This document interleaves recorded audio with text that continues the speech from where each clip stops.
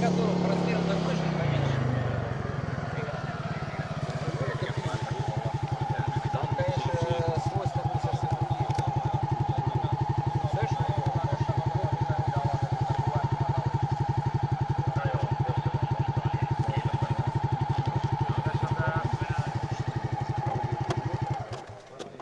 To let you know, there's one plane coming down on this runway.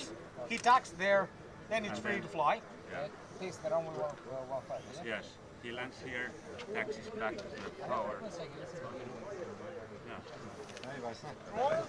We take one lift test, but we don't fly here. We stay there. To let you know. So don't use the runway. Да, я на Юрик дам сложен. Мне шеф что позвал? Тогда убрать самолет получше. Да ничего не будет, честно. Рядом будем стоять. Ты видел, как он вчера садился? Он сейчас что делает? Он сейчас оттуда взлетит и сядет вот на 1.5 полосу. Паркуется здесь. Он взлетает. Поэтому, говорит, 5-10 минут. Начнем, сейчас зайдет на посадку, сядет. Перегнать сюда на самолет. Ik keur en zo, dat vliegen. Dat is een politie перегнал. Er ist auch Spezialist, das ist Jami nicht dort, hast du gesehen?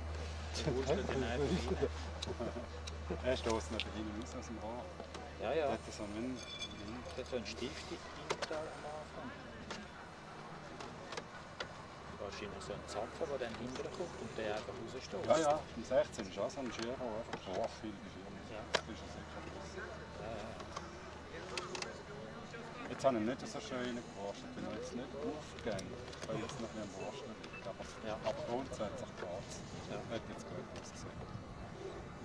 Ja, das hat super ausgesehen. Es muss einfach richtig.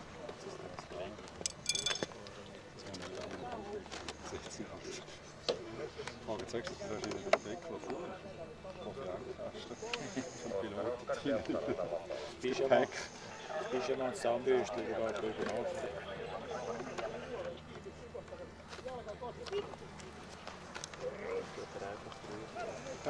Perfect.